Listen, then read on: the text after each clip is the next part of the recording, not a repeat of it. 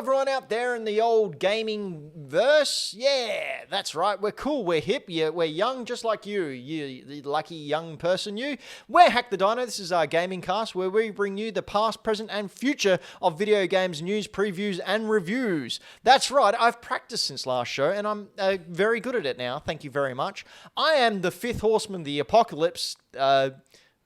Patience, Ben Rosenthal, and I am joined here by one of my co-hosts, Floppy the Enabler. Well, hello, and yes, you should buy that thing that you want so dearly. What thing?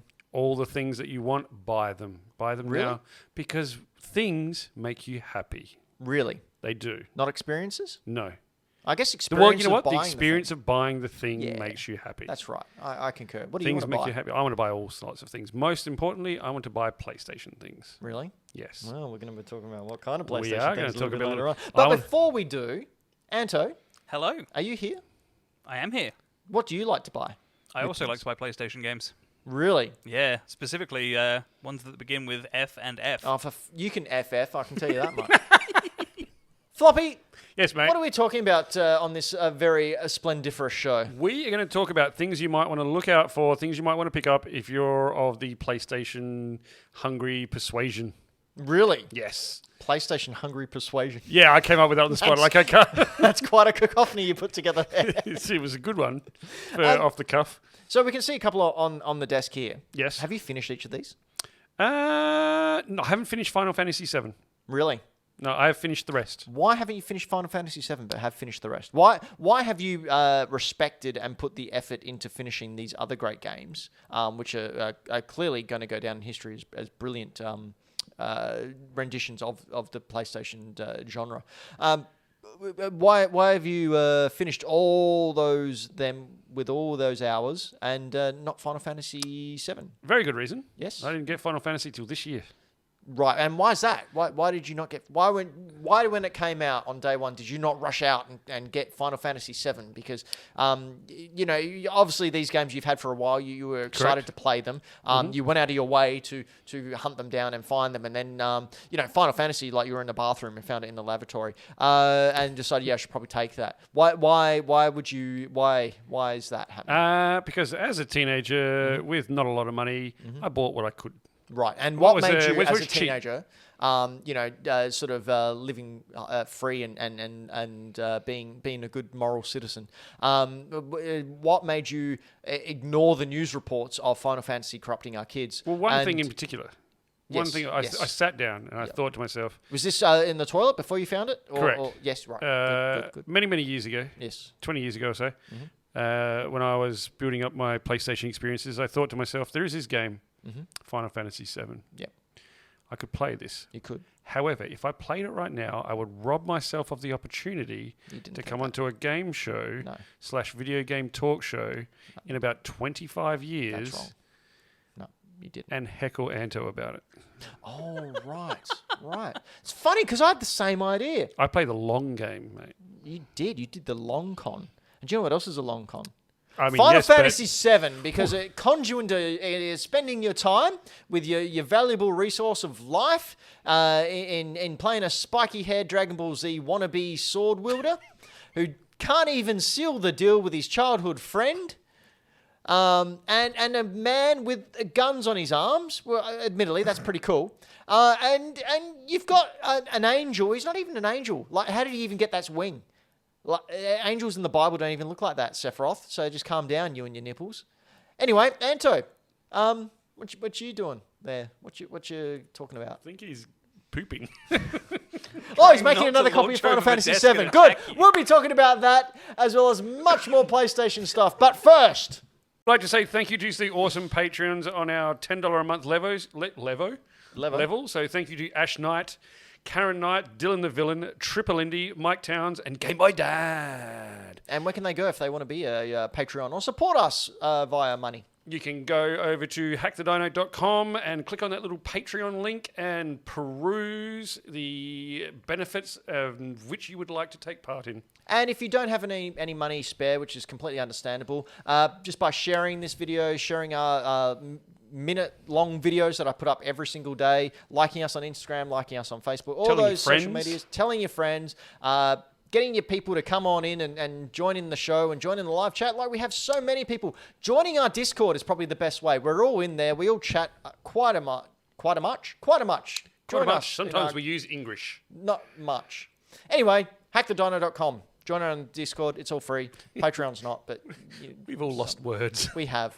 Because I'm very excited. Do you know why I'm very excited, Floppy? Why are you very excited? Because about 2 weeks ago, we got sent a little parcel. Now, I don't know what's You're not supposed to open those, mate. You're supposed to call the police. It goes with 19 seconds. So this is from, I'm not going to show the address because it's my address, Michael Towns from Game Boy Games. Definitely call the police. He sent us this little parcel for us to open. Michael Towns in the chat has gone, yeah, I mailed my poop. So, Floppy. Yes, mate. I'd like you to open that. Okay. Now, none of us have looked in it. I have cut the tape off, so it's not awkward to open. So you should just be able to lift I that like up. the reference on the mailer. Well, that's why I decided that you should open the gift, Floppy. Just says Flopster. All right, Floppy. All right. Describe to us what you're unboxing. Maybe do it so people can actually see. I was going to say, so, all right, so we've got... I'm going to try and do it so that the address doesn't show. Okay, thank you. All right, what am I seeing? I'm seeing... Paper. Paper. I've got paper. Is it marshmallow? We got paper. We got packing paper. There is... how do I describe this? Some form of origami monster? Yeah? Is there a note? I'd say it's a Triceratops, personally. Oh, it is. It's Michael Ceratops. It's Michael Ceratops. It's Michael Ceratops. I feel like this is stuck in.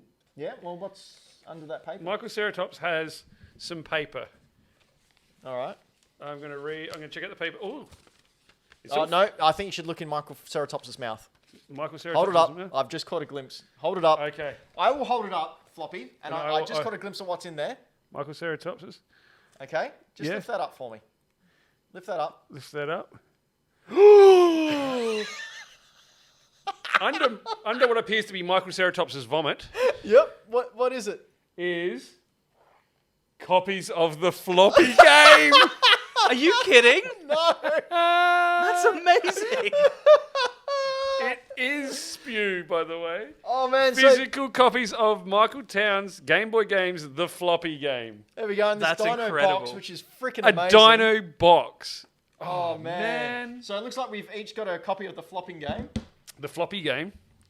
And That is- we've got an extra card you can use as a prize or something. So we will give away a copy of the floppy game to be announced. Ooh, we're gonna have to come up with with some form of competition. Beat me in Smash Bros. And we've No, got... I said competition, not suicide. But that is amazing. So everyone head on over to Game Boy Games. You can find it over on hackthedino.com. I've got a link there that you can visit. Floppy, I think you need to stream this It sounds like. How do I do that? with my epilogue, All right, I'll which do is that. hooked up to the streaming PC. Okay, that doesn't work. That is amazing. Thank you very much, Michael Now, Towns I'm just and gonna, Game Boy Games. I'm wondering if there's anything in here. Is this anything I need? Or? No, I think that's just crate paper. This is a very artfully folded up piece of paper. How does it feel, Floppy, to have a game named after you? To have a game Look. based on you? It's pretty freaking awesome. That is very awesome. Thank you, That is Townsy. very cool. That is the coolest. That is so cool. I don't know what to say. Legitimately, that was, you saw that unboxing. That was not. That's very, very Had not seen cool. any of that. Did not know what was in there. Thank you so much. That was amazing. Do you know what else is amazing? Me. Besides that, Ah. a little thing This. called Nintendo. Ugh. Don't do that. You know it's true. A little thing called Nintendo. And Nintendo have recently acquired or have agreed to acquire Dynamo Pictures, which is a CG animation company. Now, according to this, Nintendo plans to convert Dynamo Pictures, once the sale goes through, into Nintendo Pictures so that it can focus on creating content derived from Nintendo's various IPs. So things like Zelda, Metroid are all going to be CGI cartoons, irrelevant if Mario does any good or not. I what do think you that think? could be cool. I think that'd it'd be great. I mean, It's- look, you're inevitably going to get some bad stuff. Yeah, of course. But how cool? Just careful with that. It's valuable. Some would say priceless. Some would, not me. Rubbish. But you're inevitably also going to get some really cool stuff. Yeah. Like a Metroid CGI cartoon. Heck yes, please. That'd be really cool, actually. Where Heck yes. Samus just goes around exploring planets. We don't need it. We don't need a CGI Zelda cartoon. I've seen the ones from the 90s. They were wonderful. That wasn't CGI, though. No, but I'll just say we don't need a CGI one. We've already got cartoons from the 90s. Oh, that's true. That's true. They were terrible. So, Dynamo Pictures have done stuff for Ghost in the Shell, PlayStation, Studio Ghibli movie Earwig, and The Witch, Nier Replicant, Mega Man, Death Stranding, and the Resident Evil franchise. So they've had some experience, and it's a pretty big step to Nintendo to just go, yeah, right, we'll buy this. Because they're pairing with Illumination for the Mario movie, I believe. So, yeah, I'm very excited as a Nintendo fanboy to see what's going to be in my eyes soon. Nice. Floppy? Yes, mate. When you were younger, correct. What did you have in your eyes? Conjunctivitis. Good. And what else? What healed that conjunctivitis? Drops. And what did you drop when you weren't carrying it carefully enough? I'm so... I had no idea where you're PlayStation going. 1 time, everyone. How? What the hell you kind going of to get there? I knew what I was talking about. So Not did good. I. Hackadactyls. They all knew as well. Okay, so yeah, we are going to talk about the PS1. I don't know if you've noticed, but I've got a lot of PS1 related paraphernalia. I just want to throw out very quickly before someone calls me out for it. That copy of FF7 is not mine. It's mine. It's That's mine. right. And that's your Metal Gear as well, isn't it? It is Floppy? also my Metal Gear. These are all mine. They're all floppies. They're all mine. It will be mine. I was thinking that now that we've got, after looking through the sort of upgraded PS Plus, a little bit of nostalgia for some old stuff, wanting to play some old games. Nostalgia from Hack the Dino? No. Oh, man, I bleed nostalgia. Yeah. We are Robots in the chat. That is a Die Hard game. I'll be getting to that. So I thought, you know what? People might, if you're like me, get a taste for the old things and then want to own them physically and tangibly because we have a problem. Yep. So I thought I'd do a little bit of a buying guide on the PS1. My problem is money, which is why I try and get rid of it at every opportunity. Oh, yeah, I hate money. I stuff. always spend it. Yep. Get rid of it. Just It's evil. Evil. Great. If you want to get rid of yours evil money, send it over here. We'll dispose of it for you. We're very generous like that. Very generous. So a little look into the PlayStation. If you haven't seen one before, it's that grey box. There's two of them there. This one here with the stickers on it, there's a Mr. Tickle on it, is my PlayStation, my original PlayStation that I bought as a teenager. It is still kicking. Not as well as the other one, which is why I have another one. Did you get one at launch? No, not at launch. Former host Dan McGuinness got one at launch, spent $1,000 for it, and he still remembers it as one of his favorite video game memories. Going to the midnight launch, plonking down $1,000 back in 1994, and buying his PlayStation, which he still has, by the way. Yeah, I got mine in '96. So a couple of years after the Yeah, fact. I'd left school, started working, bought a Billabong jacket, and then a PlayStation. I got mine in 2008 or so. I went to a garage sale. Is that your first PlayStation? PlayStation 1, yeah. I say that. I bought my first NES this year. Exactly. So I got that, and as they said, yeah, $10, and they said, I'll take that folder as well. It's got games in it. And I went, oh, cool. And I Chipped opened it up. PlayStation. It was chipped. Yeah. Back in the day. Sold CD-ROMs. Yep. Right. So PlayStation began after splitting from Nintendo. Sony and Nintendo were working on a thing together, weren't they, Ben? They were. You may recall us covering it previously in Hack the Dino. If you don't, you can go back and listen to all our other episodes. There's only about 206 of them. That's okay. Start at number 1 and work your way forward. Oh, don't. It's awful. Start at number 10, work your way forward. Probably, when Braden comes on board. So start around Segment 30 and work your way forward. Ish. Once Braden comes on, the whole place really just lifts up. We have covered it previously. It was called the Nintendo PlayStation. It was an add-on for the Super Nintendo and the Super Famicom, where the discs went in and it gave you just basically extra memory and extra RAM in order to play higher-end games. It was thought that it was lost, but a little over a couple of years ago, someone found the actual dev kit in their father's possessions and sold it at auction for $360,000 US in 2020. Very, very rare piece of history. It's just nice that it exists and now that it's out there. Yeah, that's all I'm going to say about it because it's about PlayStation. Yeah. So, yeah, PlayStation then decided they're going to do their own thing, and Sony decided they're going to do their own thing, make the PlayStation. By the way, they decided to do their own thing because Nintendo was awful to them. Yeah, like Nintendo was. Read into it if you have some spare time, but Nintendo were a horrible company to deal with back then. They were exceptionally bad in the NES days, where they made people buy the whole run. Like you had to buy your carts from Nintendo for the NES up front before you'd sold any games. In order to sell, and if your game wasn't a hit, you were basically bankrupt. But Nintendo didn't care because they made money on it anyway. Like, it's actually. Yeah, no, Anto? Horrible. Sorry. I was just going to say the decision and like the conversation that happened between Ken Kutaragi, the engineer behind the PlayStation, and the president of Sony at the time, is quite a famous one. Ken Kutaragi went to his boss and basically said, like, we shouldn't let this go. We should absolutely move forward with it. And because he was so angry at Nintendo, president at the time, I believe his name was Norio Oga, he just said, do it. That was all he said, just do it. And PlayStation happened. Yep. So here we go. Look at them now. Yep. Nintendo were an awful company. Yes. Like I like to think they've changed since, so the Yamauchis aren't. Why do you say no? Because Iwata's gone. Yeah, I know. Well, they did change when Iwata was in charge. Yeah, for the better. And now he's gone and they've... Again. I know.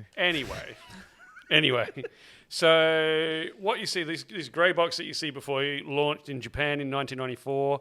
It then launched in Europe and North America in, I think it was mid-1995, came to Australia end of 95.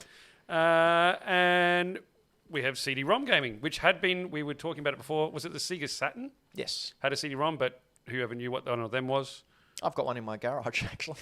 Yeah, exactly. Excuse in you? Garage. I've got a Sega Saturn in my garage. It's with my wood grain Atari. We'll talk about what you're going to trade for it later. So it was up against the Sega Saturn and the Nintendo 64. So you put here competed against yeah, Nintendo so 64. it destroyed them. I went in there and edited Floppy's notes and put destroyed because it absolutely did. As a Nintendo fan back then, Nintendo took the chance to rely on carts, and their whole thing was carts don't have loading times. Which is true. The PlayStation did. However, Nintendo also didn't have enough memory to do FMVs, any audio files, and very baseline graphics that we love. Still on the 64, but... So many games on the PlayStation went to FMV. Yep. Not always for a good reason, too. No. Like, there were some terrible things happening there. But it boasted an extensive library, like had lots and lots of third-party developers, had a really competitive price at the time, had a really aggressive marketing strategy where they aimed at adolescents and adults. So they're sort of not really aiming it at kids per se, aiming it at people that had the money. It was for the Nintendo fans who had grown up on Nintendo and then were now older, they're in their 20s, and were after something a little bit more serious. Look at this. I mean, these guys look like, a bunch of ruffians. Did that kid have his cool kids? cap on backwards? He does. And Holy smokes. Dad there. You sort of got like three different ages of kids. They're playing like a dark sort of Doom-esque like game. I'm not 100% sure what it is right now, or if it's just a demo.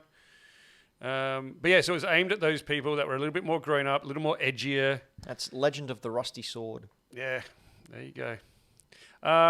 Big scary monster. So yeah, it was the first console to ever ship over 100 million units. Wow. Now, I don't know if that means they've shipped it to things or it's sold. I'm sure if it shipped 100 million, it probably sold over that too. But that is pretty impressive. That is pretty impressive. Games were released for this up until 2006. Yep.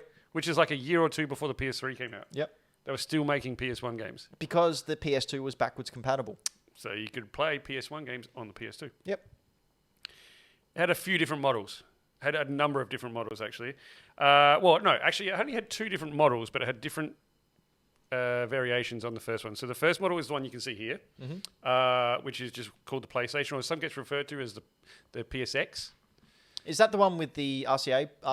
Go, Anto. Go. Just remember we talk. Hang on, let's talk layman's for everyone. Before Anto goes in, was that the one's supposed to have superior audio that DJs even use to this day as a CD player because it has really, really good. It is the model of this one that has the AV outputs on the back. Right. Which none of these do. Okay. So I'll get into the ports in a second, but there was the PS PlayStation, PSX, PS1, Anto, which I'll get to. Go on your rant. Rant, Anto. It's not really a rant. It is. But I'm going to try and keep it really short. So, the PSX No Final Fantasy talk. was the development term, or like pre-release code, or like prototype code word for the PlayStation 1. And then they actually released the PSX, which is a PlayStation 2 with a DVR built in that only came out in Japan. So it's not a PSX. And anyone who thinks it is needs to shut the hell up. Jesus, it's the angriest I've ever seen him. Me too, and I haven't even told him that I don't like Final Fantasy VII yet. It's like people who say Sega instead of Sega. Ugh. It's Sega. Sega. It's also dance, not dance. It is dance, because we speak proper English over here in South Australia. We weren't a convict settled state here in South Australia. So little bit of I'm just history going to for call you. it the original model of PlayStation, so that Ant's little vein in the side of his head doesn't burst. Had lots and lots of ports, lots of different ways of having output. So it had AV cables, it had RCA, it had S-video, it had serial ports, parallel port, and I think that was all of them. And gradually, they reduced when they took out the S-video one. Then they took out the serial port or the parallel port, I think, which was used to connect a couple together. Serial port was used for things like Game Shark. Yeah, Game Shark.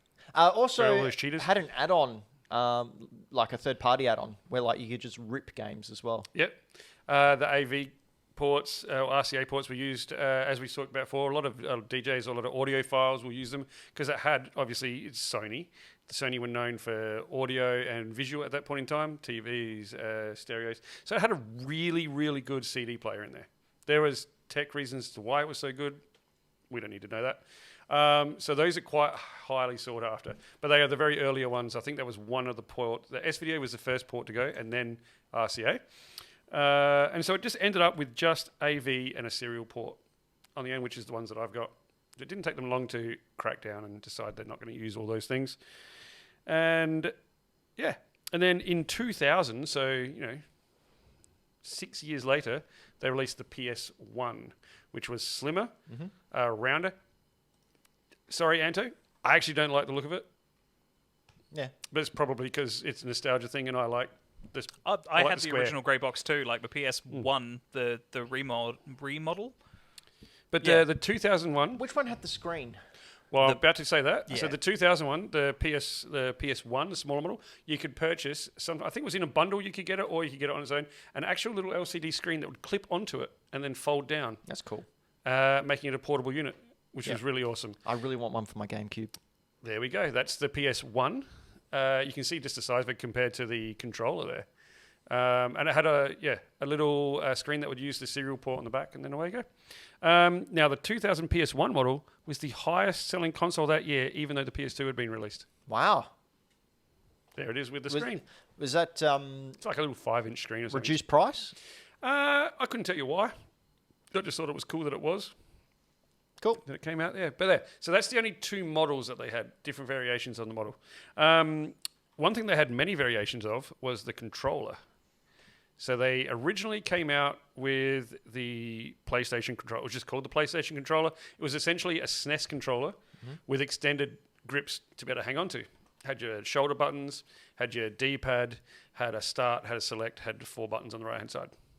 They decided instead of the letters like everyone else did, they went for easily identifiable symbols.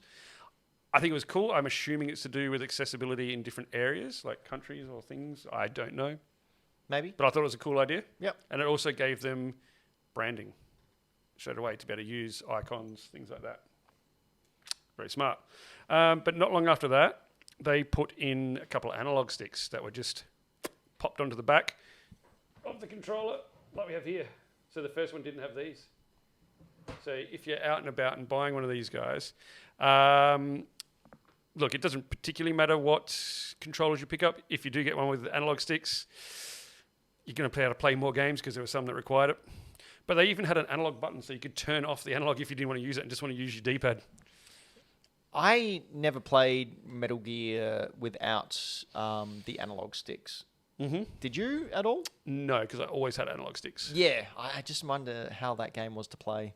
Oh, I couldn't even... Manto? I actually prefer playing the original Metal Gear with the D-pad. Wow, why's that? And the only reason well, there's two reasons. One is the first fight with Revolver Ocelot. It's just a lot easier to move and running aim around? while you're running around in that first basement. And then the tower climb when you're being chased and you're doing laps for, I think it's like 10 minutes. That just felt easier to me on the D-pad as well. And I just want to point out my correct, controversial opinion that Metal Gear Solid is actually about Revolver Ocelot. Yeah, And not I think we've about had this Big discussion. Boss and Snake. Thank you. It is. Fight me. Okay. And finally, after adding the analog sticks, they added the Dual Shock. So you got Rumble, which they didn't do straight away, apparently, because Rumble was licensed by Nintendo. Yep. So they couldn't do it until a later iteration of the controller, and called it the Dual Shock as opposed to Rumble. Where Dual Shock meaning because it's got a heavy weight and a lighter weight in each sort of end of the controller. So they'll use one for small vibrations, one for big ones. But yeah, they did bring out one other controller. Now I had a photo in Assets, Anto, of all the different controllers. If you could maybe bring that up, so look at us all looking at everything. Don't show that one, Anto. Jesus Christ. Oh, yeah. I forgot about that. There was a picture in there that was of a Brian Lee O'Malley's variant of Sex Criminals number cover 11, the comic. artwork that we were having a laugh at. Yep. That now the world has seen. Yep. Okay, I'm going to have to save these because it's still showing up in the background. So give me a second. There was one other controller made, which I would love to see, and the guys have just told me that they'd seen them in caches, but they're way too expensive. And that's the PlayStation Analog Joystick, of which there is a surprising amount of games that it supported, or that supported it. Well, I thought there was going to be like 3, and it was going to be all Ace Combats. But no, there was a surprising amount of games that you could use the analog joysticks with, as you can see up there in Pong? the top right. You could play Pong with them? Probably. But that top left one, which looks tiny because it looks like a SNES controller with legs on it, doesn't it? So that was your first one before going down to the analog and then the DualShock, which had the concave analog sticks as opposed to the convex. Yeah, those are the controllers that you will see out in the wild. If you can get one of the bottom 2 ones, because they just, if you see the big joystick one and it's cheap, buy it for me. Yeah, sure. I'd like it. Yep. But yeah, there were other accessories as well. Anto, I've got another photo. Yep, give me a sec. Save that one. Some of these are necessary. Specifically, these little guys down here, I don't know if you can see them, memory cards. Because we didn't have onboard memory yet. So we had memory cards that would save in block form, and it would tell you how many blocks of your memory card your game would take up. I do have the old PlayStation Magazine memory card stickers on there. I think that one is Tomb Raider. I think I was looking for the Metal Gear one. That's at home. Is it? Yeah, I've He's got a it. smart man. Yeah. Because it wasn't leaving this house. Yeah, there's a lot of chatter coming from our viewers saying like they've got a lot of memory cards, and I've got a shoebox with, I think, 7 or 8 of them. And they're all Final Fantasy VII. No, they're not, actually. One of them's is Final dedicated to Fantasy. Metal Gear. Ooh. Wow. But yeah, I've got a bunch of memory cards floating around.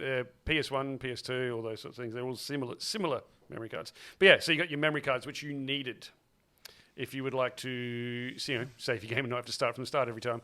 Everything else on the accessory page, not exactly necessary. You had the G-Con gun. These things are wicked.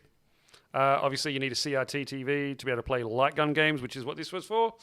Time Crisis and a few other things. One of the games which I'll go through tonight. But there is a bunch of games, like light gun games, that you could use that guy with. And it just looks cool, doesn't it? It's a good It looks gun. cool. Like, I'm sorry, the Zapper gun for It's the a Nintendo super is cool. anime gun. But that looks like something that RoboCop would carry. Yeah. Yeah, so that is cool. Another thing you could get was the mouse, the PlayStation mouse, which I've actually got one down here. I think it's hidden at the moment. I used it for playing things like Command & Conquer, Red Alert, stuff like that on my PlayStation. It is legitimately a mouse with a tracking ball on the bottom, which I'd forgotten what they look like. Yeah, check it out, millennials. I have not cleaned that, so Hang on. God knows what's in there. I'm going to get this mouse's ball out. That was the comic cover, wasn't it? That's right, ladies and gentlemen. For those Gen Z people, handheld mouse used to be controlled by this little avocado seed. That's right. We used to eat out of avocados, and then we get the mouse and we put it back in there, and the avocado-powered mouse would do our bidding. Yes. That's why they're so expensive now. It's That's true. why you can't afford a house, because we used all the avocados and the seeds. To run mice. They're now endangered. You could also get a PlayStation Link cable to connect two PlayStations together, and a PlayStation Multi-Tap, which turned one controller port and a memory card slot into 4. That was the boomerang one, wasn't it? It was the boomerang one, yes. And the last thing there, up in the top middle of that picture, is a pocket station. Now, I'm going to throw over to Anto, because I've never had a pocket station. He's got one, apparently. I do. I bought one to supplement my Final Fantasy collection, because I'm pretty sure, I may be wrong, but I'm fairly certain that in PAL territories and America, the only game that supports it was Final Fantasy VIII. There was a minigame called Chocobo World, which basically turned it into a Tamagotchi, which is really cool. It's how you get some of the rare items and things in the game. But yeah, I don't think there's any other purpose for it in Western territories. Yeah, if you're out and about garage sales, second-hand shops, and you're buying PlayStation stuff, if you see memory cards, pick them up. Why? If you see because you need them to be able to play your games. Oh, yeah, I know. But, how many do you need? Well, pick up a few. You never know. Like, I have one that was dedicated to different playthroughs of Metal Gear. Mm-hmm. I have one that was dedicated to, like, a Tomb Raider. I had one that was dedicated to Need for Speed. I used to have them dedicated to specific ones, so I didn't accidentally go over stuff. Okay. Crash Bandicoot So with one. my GameCube one, I just used to overwrite games I wasn't playing anymore. I don't do that. Well, That's fair. Because back then I didn't do that anyway. But yeah, other things, they're not necessary, but if you've got a CRTV tool and you liked a bit of Time Crisis, definitely pick up a G-Con. I think we picked this up on a hunt that we had.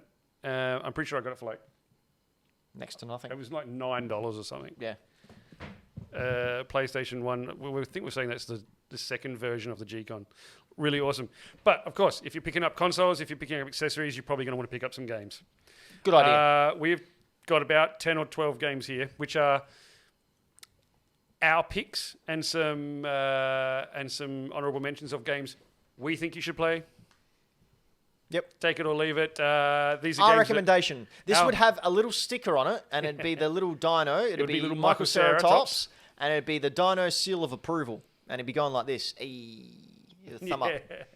So my number one game for must play is Resident Evil 2.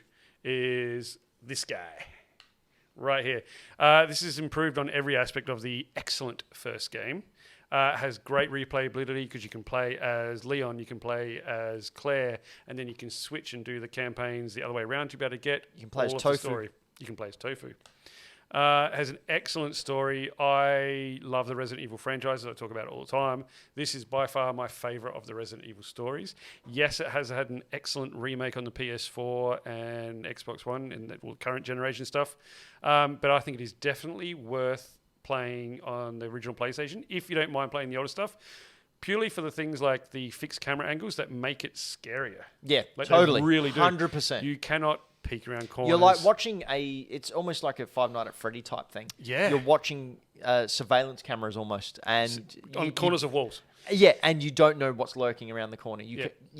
Great. The story in this and the ways that Claire and Leon's stories intertwine, and then when you're playing as the other person and you see the effects of the game that you'd played earlier or the one that you haven't played yet, just fantastic. It is an excellently crafted game. Must play.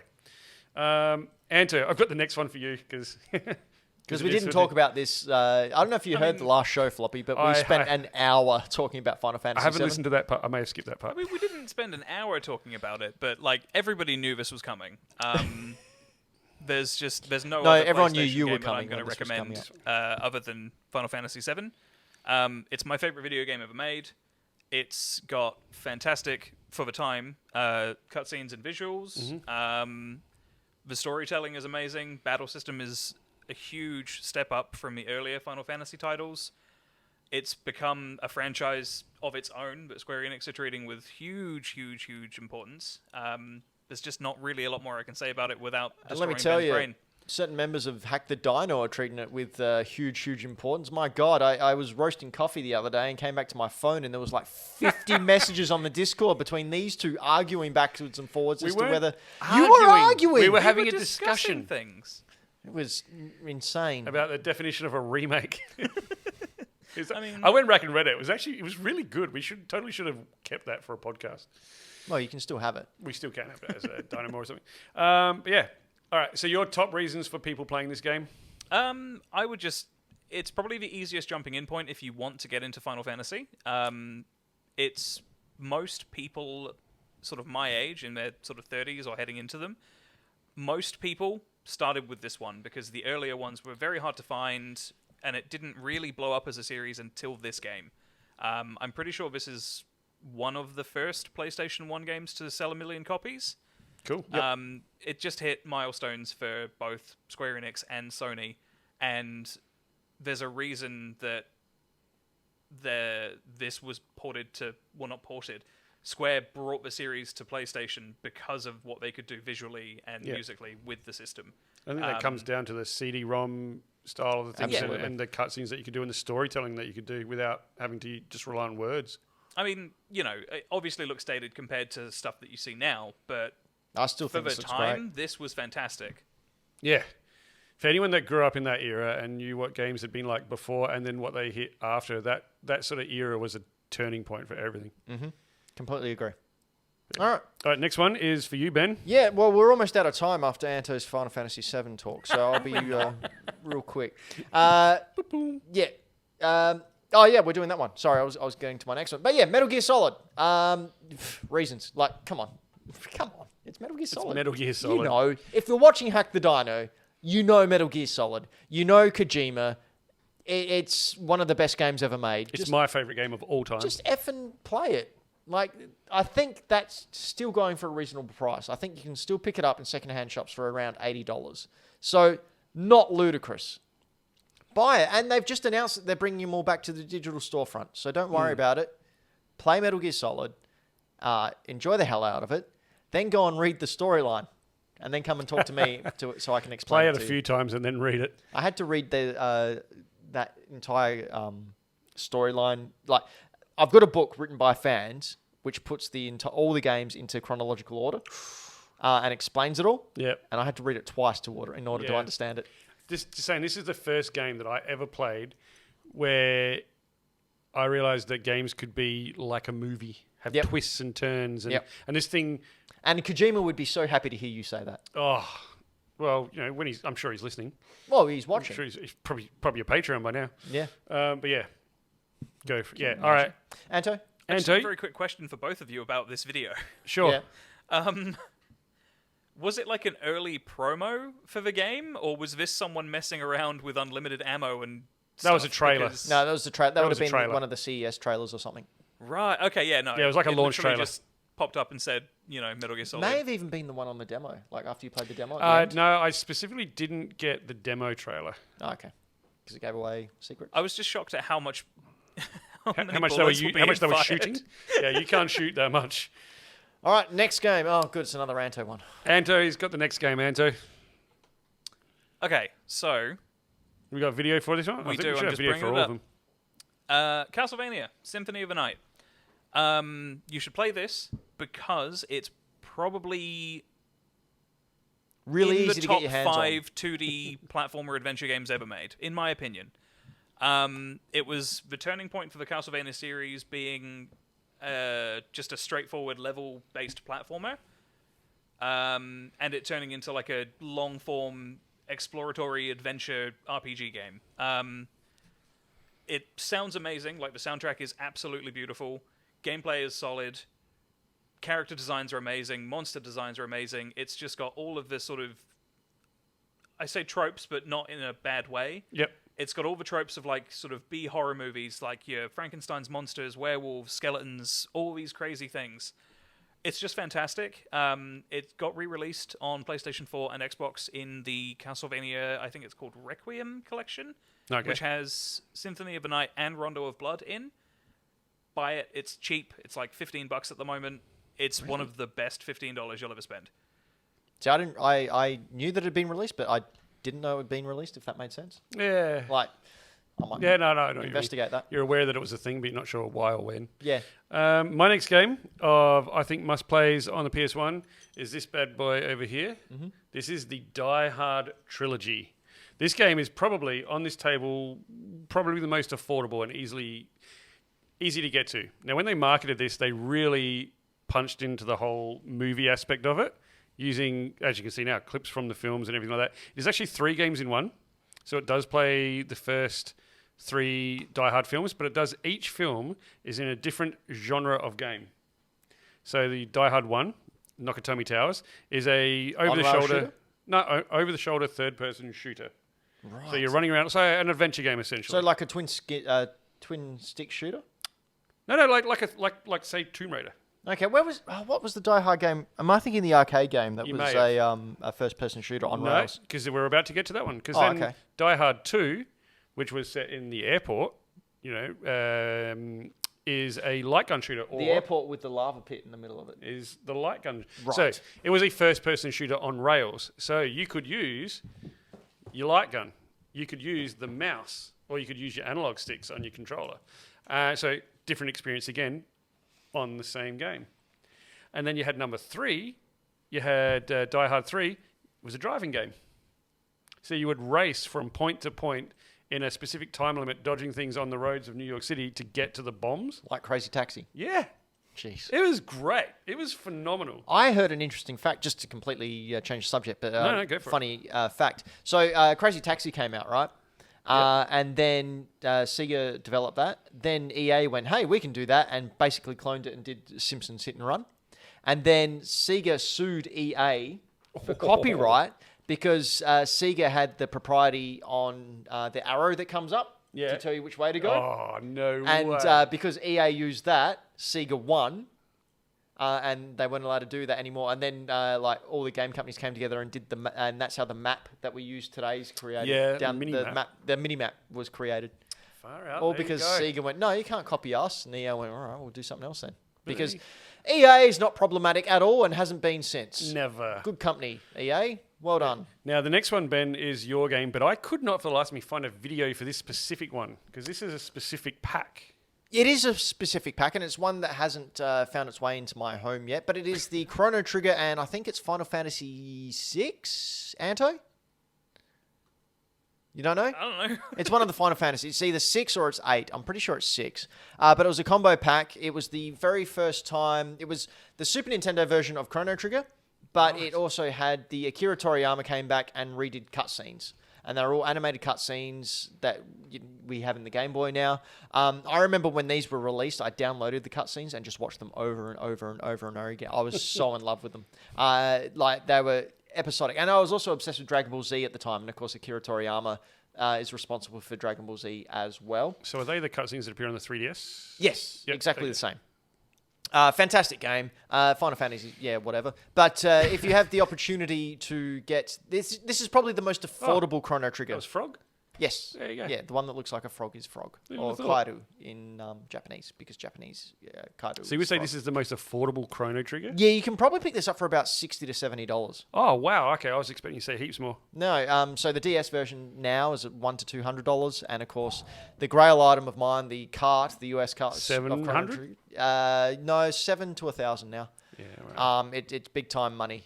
You could get the Japanese cart for like $30, but it's Japanese, so unless you are a Japanese reader and speaker, it might be a bit lost on you. I would say out of all these ones here, probably the most easily obtainable one is actually probably Resident Evil. Probably. To be honest, it might not be that case. It might be the platinum Not one. the next two? I mean, just the ones physically that I've got here. But yeah, the next two. So now we're starting to get into more affordable, more easy to get games. So everyone that's probably familiar with the PlayStation has probably played a Tomb Raider game at some point in their life. Tomb Raider 2 on the PS1 was fantastic. It was this perfect mix of exploration, platforming, combat, puzzles. Had a lot more refined controls from the first one. Mm-hmm. So the first one was notoriously hard. Once again, not really fixed camera angles, but yes, fixed camera angles, as opposed to Resident Evil where they fix on a wall. This one was kind of fixed in specific areas around Lara, depending on what the background was. much bigger environments. I think you set out in China in this one. Great Wall. But yeah, really cool story. Really, you have yes, there's issues with the physicality of Lara, but you had a kick-ass female character who was the lead of her own game, not a side character, and she did not take crap from no one. And thank goodness they didn't exploit her at all. They totally did. But I choose to see the good things. Good. Speaking of exploiting. Yeah. Right there. All right. Okay. Okay, But 90s, calm down. You'll see Tomb Raider 2 out there quite often. It's pretty cheap. Grab it. It's great. Also, you'll probably see Crash Bandicoot. Now, there is Crash Bandicoot 1 and 2. You'll probably see the most. I picked number 3, or Crash Bandicoot Warped. For Anto's reason, excellent music. Excellent music in this one. I actually remember the music in this one for some weird reason. First ever non-Japanese game to hit a million sales in Japan. Oh, wow. Yeah, weird little factoid that I found. It's a Crash Bandicoot game, though. They're fun. They're silly. They've got enough parts of them that are taxing that you'll keep going for one more shot without getting too hard. Not like the remake or remaster, which was stupidly hard.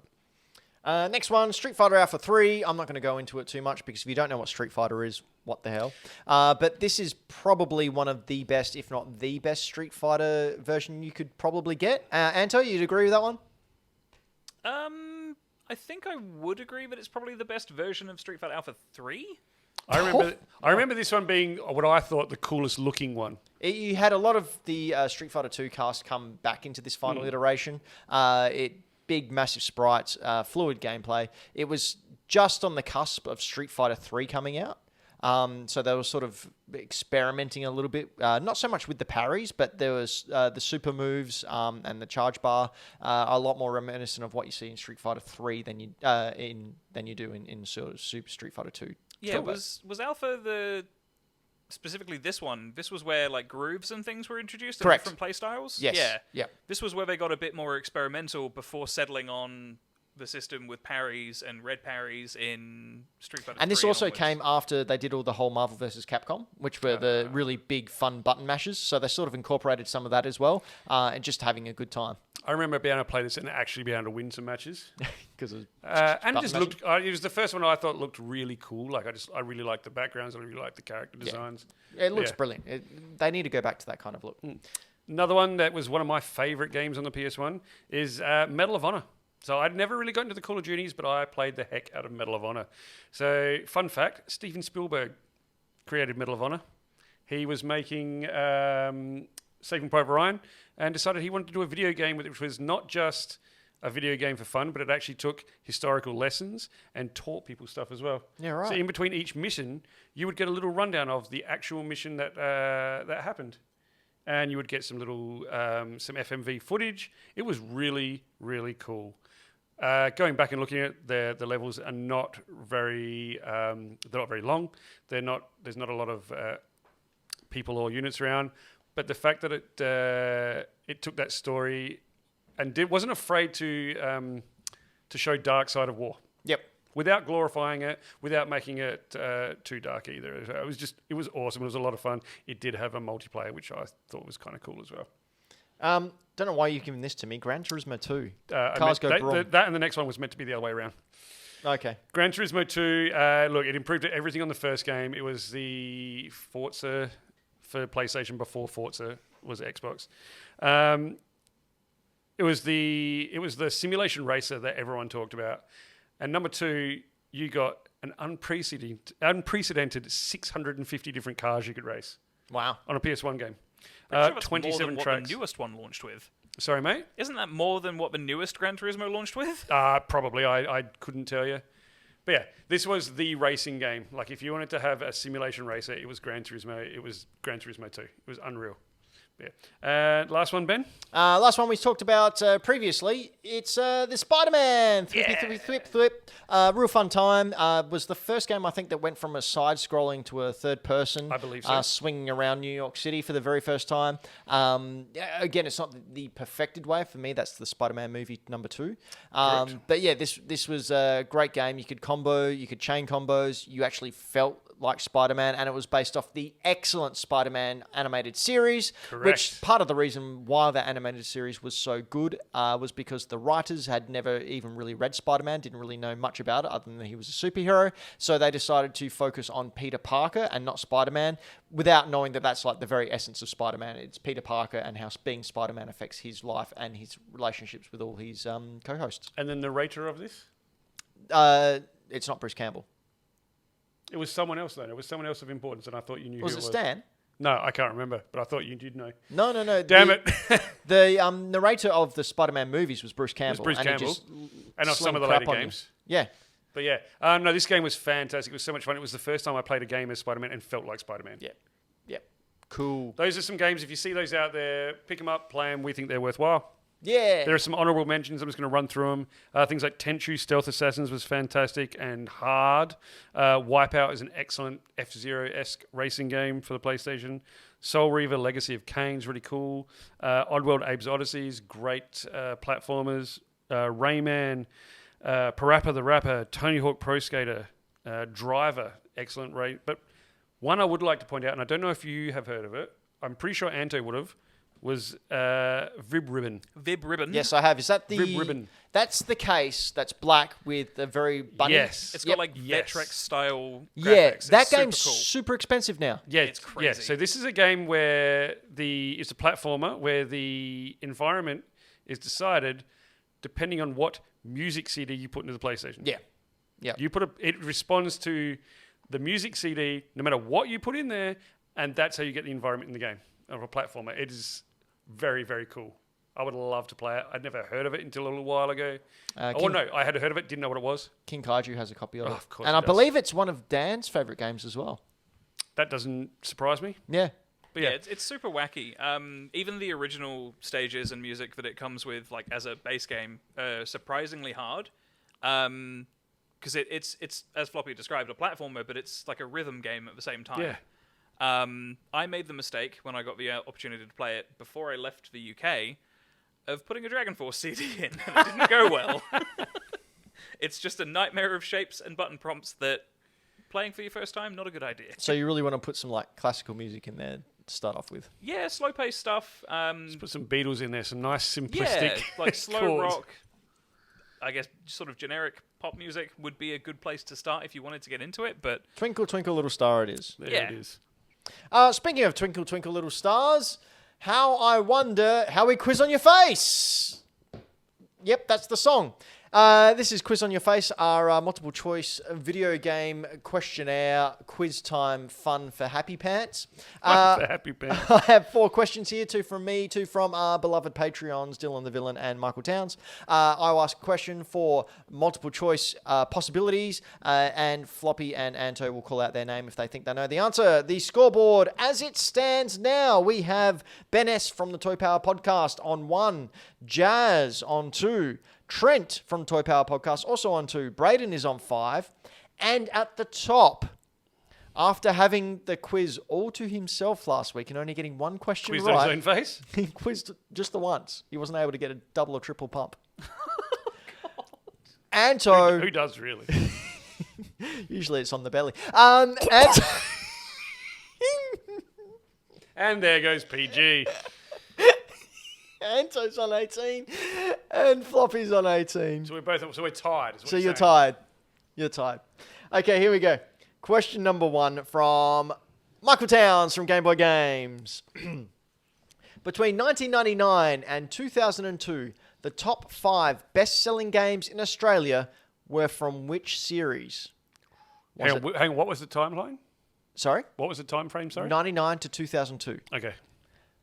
Tomb Raider. Tony Hawk's Pro Skater. C. Pokemon.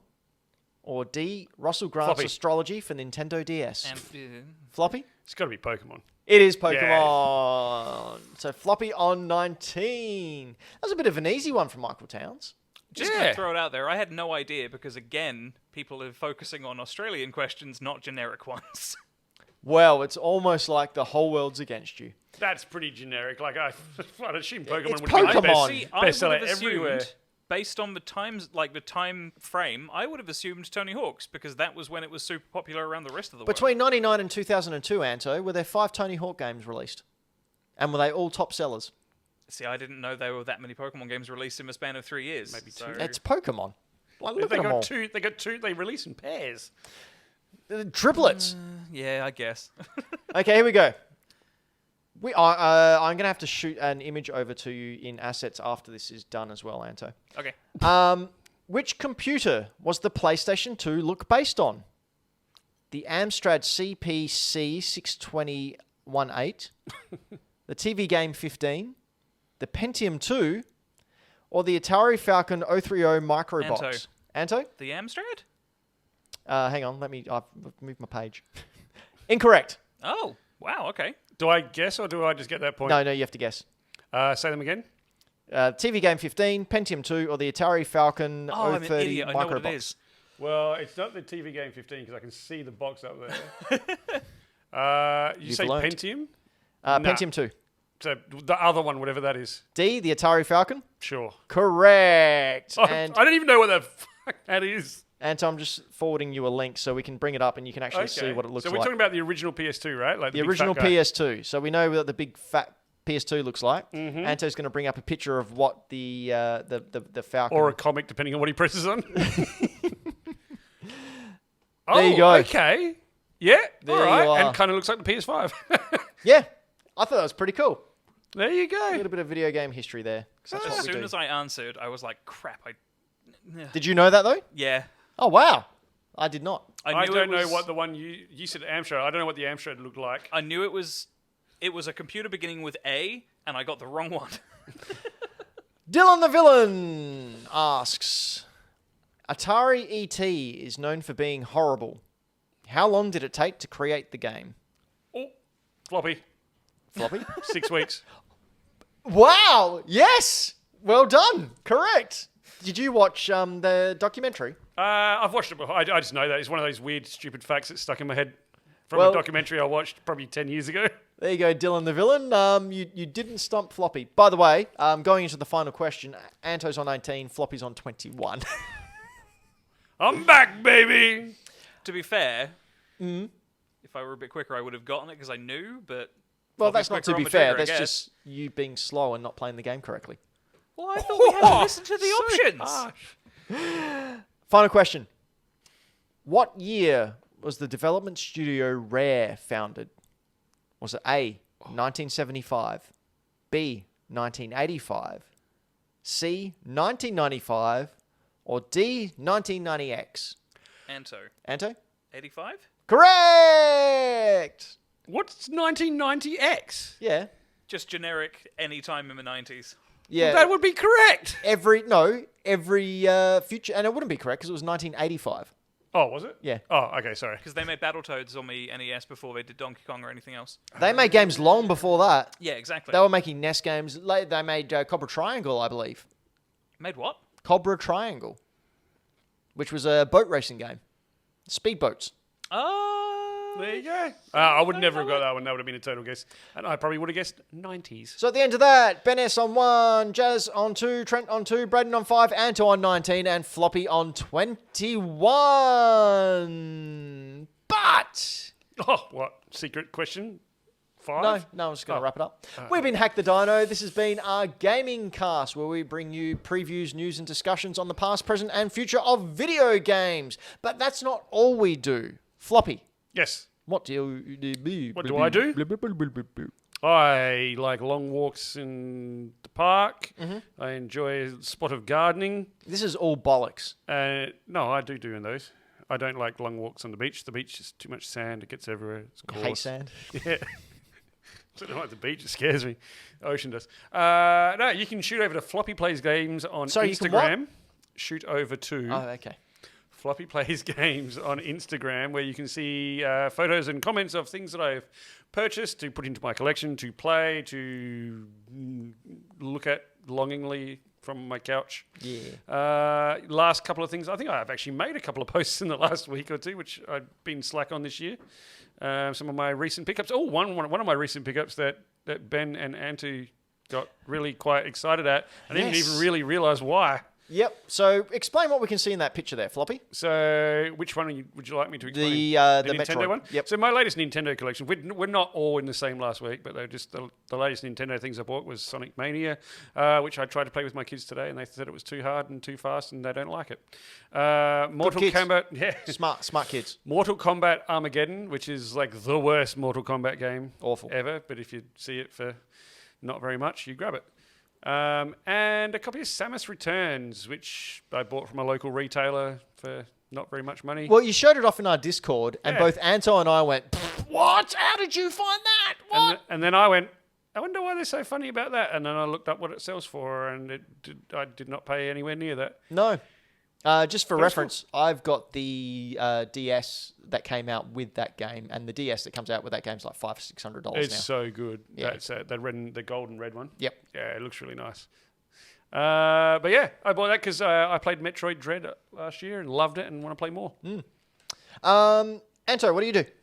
I do other stuff. I recently started an Instagram page called Final Fantasy, because Final Fantasy with a capital A-N-T was taken, where I'm just sharing stuff that I have in my Final Fantasy collection. I'm trying to find it because it ain't showing up. It's been deleted because they heard that you were stealing my catchphrase. Yeah, it's probably that. What was the But yeah, catchphrase? no, it's just Final Fantasy with an O, so Fantasy. It's, again, just pictures of stuff I have in my collection that are rare or hard to find. Bit of history behind it? Do you give a history Yeah, I go update? into a little bit of a dive on, where it came out, if it didn't make it to certain territories, development history, that kind of thing. The next thing I'm planning is probably my favorite and rarest piece of my collection. A lock of Cloud's hair. The Buster Sword, If the it was actual that. Buster Sword. Pretty sure I can't ship in weapons to the country. You can ship anything if you know how to do it right. I mean, no, you can't. Yeah, no, you can't. Wink. Please don't arrest me. Other than that, not a whole lot. I also have a generic Instagram page for myself where I used to put game stuff up, but I don't because I'm lazy. So now it's cats. And now it's cats. Final Fantasy. That's where most of my stuff is now, because I'm just tired of social media having my information and not just random things. Cool. I have a couple of Instagrams. One that I've completely forgotten about to upload pictures this week. Whoops. Bad game arts. Yeah, Bad Game Arts is where I put up the worst art that has ever graced the 90s and 2000s. What is that, Mario? Yeah, we talked about that last week. He's just killing a turtle. He's out of the Mushroom Kingdom, found a turtle on the street and just gone, here you go, little guy, have a smashed He's just back. flat up murdering. My favourite's the Chonky Dragon. Where's the Chunky Dragon? On the right there, you can see the Chonky Dragon. He's having a big old fire breath at a jester.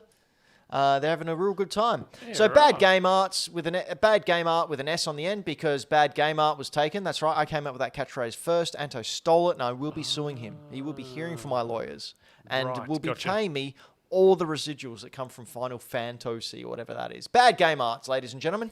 Or you can also head on over to Mr. Benjamin, where I put up all my pictures of games and stuff that I've picked up for insurance purposes. Also, when I find a Pokemon game for $20 in a pawn shop. That's porn, P-A-W-N, not No. the other one. They know No, what it is. It was a pawn shop. It was was. a Pokemon game. Yep. Ah.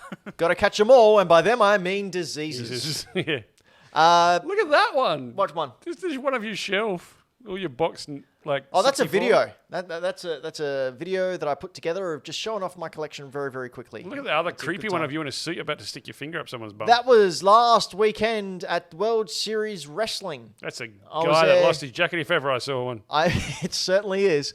I was there doing the commentary for World Series Wrestling. That was a good fun time. I got to meet some US wrestlers. They were fun. And some Australian wrestlers who are now wrestling overseas. Excellent. In That the was a old cool video, by the way. wrestling place. It's to the Family Guy. You know, when Peter sings, I've got $15,000 of credit card debt. He sings it with Yes. Quagmire. I put it to that because I'm wacky. I do know that, actually. Yeah. Anyway, I found it because I'm not stupid. yay! You take nice photos, man. We've been Hack the Dino. This has been our gaming cast. And until next time, we grace your ears with our voices and maybe tongues. Depends if you've been a good person. We've got this. We'll leave you with this information. Floppy? Always circle to the left before you shake. Jesus Christ.